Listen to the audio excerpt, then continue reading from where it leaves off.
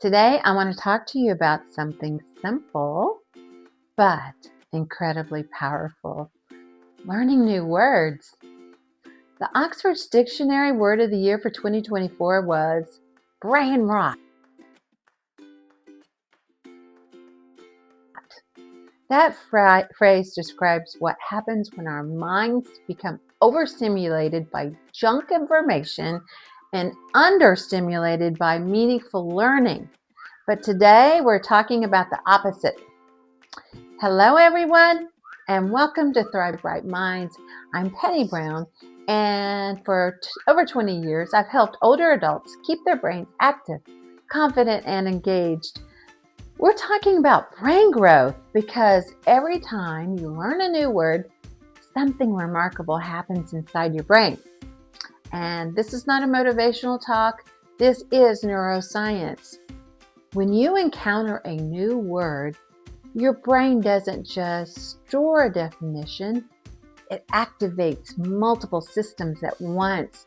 Your memory system lights up, your attention system engages, your meaning and language centers begin making new connections, and your frontal lobes, the part of your brain responsible for planning and decision making, they begin organizing that information.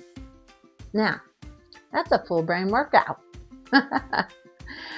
Research in cognitive neuroscience shows that learning vocabulary strengthens what's called elaborative encoding. Now, that simply means when we connect a new word to meaning, to a story, or to something we already know, the brain stores it more deeply. That's why learning words in sentences works better than memorizing a list. Your brain remembers meaning better than memorization. So now here's where it gets exciting. When you learn a new word, your brain builds new neural pathways, and this process is called neuroplasticity. For many years, scientists believed that neuroplasticity slowed down dramatically after early adulthood. We now know that that's not true. Brain imaging studies show that adults, even older adults, they form new neural connections when they learn new vocabulary. Think of it like building new roads in your mind. The more roads that you build, the more ways your brain can travel to reach information. And each time you practice that word, when you say it out loud, when you write it down, when you use it in a conversation, the connections between your brain cells grow stronger. There's a phrase in neuroscience, neurons that fire together, wired together. Well, practice strengthens those pathways, and that makes recall faster and easier. But there's more. Word learning also strengthens something called working memory. Working memory is your brain's mental workspace and what you use when you hold a thought in your mind, or when you follow a conversation or solve a problem. Also, when you learn a new word and use it in a sentence, you are exercising that workspace. And working memory is directly connected to independence and cognitive clarity as we age. Learning new vocabulary also improves what researchers call executive control.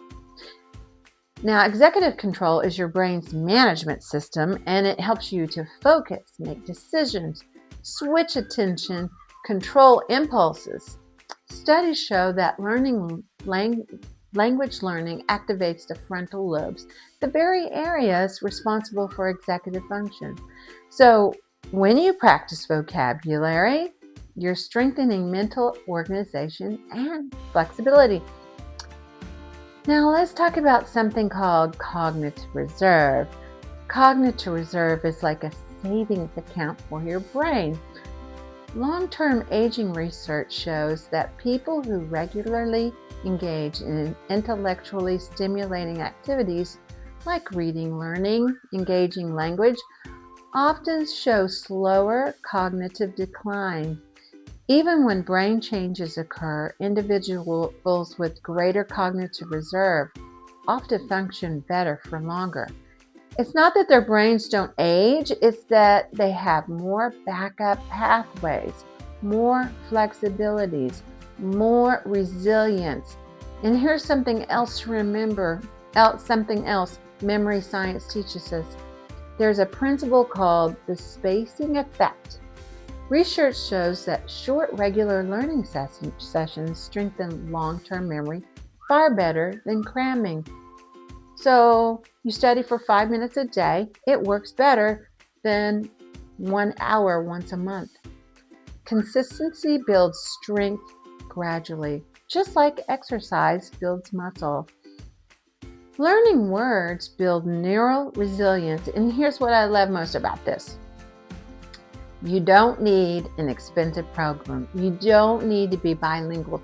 You don't need to memorize a dictionary. You just need curiosity. Learn one word, use it in a sentence, say it out loud, and teach it to someone else. When you speak a word, you activate motor areas. When you hear it, you activate auditory areas. When you understand it, you activate meaning networks. Now, the more areas involved, the stronger the memory trace. Every word you learn is a small act of brain strength training, and these small acts build up over time. They're not temporary, they accumulate, they compound. And when you teach the word to someone else, this is called retrieval plus teaching effect. Research in memory science shows that when we explain something to someone else, we strengthen our memory recall, it organizes information more clearly, and it deepens the understanding of the word. It also increases the long-term retention. When you teach a word, your brain has to retrieve it from memory and put it into your own language and connect it to meaning. So explain it clearly. When you explain it clearly, that activates multiple brain systems all at once. And here's the powerful part. Studies show that retrieval practice, pulling information out of your brain rather than just rereading it, strengthens the memory far more than passive review. So instead of just reading a new word, try this. Learn the word, use it in a sentence, then explain what it means to someone else. Even explain it to yourself out loud. It works. Before we finish, I want to give you 3 simple techniques that can make any new word stick in your brain. These are not complicated. They're backed by memory science, and they work at any age. All right, first one. Use more than one sentence. Don't just read the word. Say it out loud. Write it down. Picture it in your mind. Even move your hands while you say it. When you activate multiple areas of the brain, visual, auditory, motor, and language, you create a stronger memory trace. The more brain regions involved, the stronger the connection. All right, second one. Attach the word to your life. Don't just define it, connect it to a personal story. If the word is resilient, think of a time you had to be resilient. Emotion strengthens memory. When a word connects to your own experience, the brain stores it more deeply. Okay, number 3, the third way. Teach it. This may be the most powerful one. After you learn a word, explain it to someone else, or explain it out loud to yourself. When you teach a word, your brain has to retrieve it, organize it, and restate it clearly.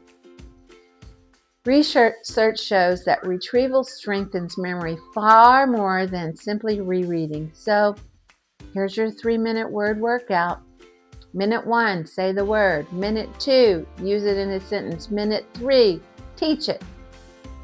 That's multisensory learning meaning, and retrieval practice, all in 3 minutes. And every time you do it, you're not just learning a word, you're strengthening your brain.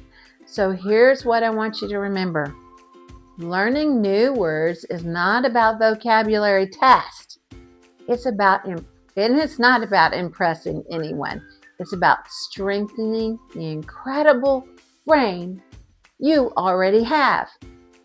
Every time you say a word out loud, every time you connect it to your life, every time you teach it to someone else, you are building pathways.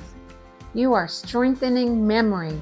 You are improving communication between different parts of your brain. And you are building resilience for years ahead. That really matters because your brain is still changing, still adapting, and still capable of growth. You are not finished learning. You are not finished growing. You are not slowing down. You are strengthening. And remember, I'm not expired. I'm evolving. Okay, thank you for coming today and listening in. I look forward to seeing you another time. All right, bye-bye.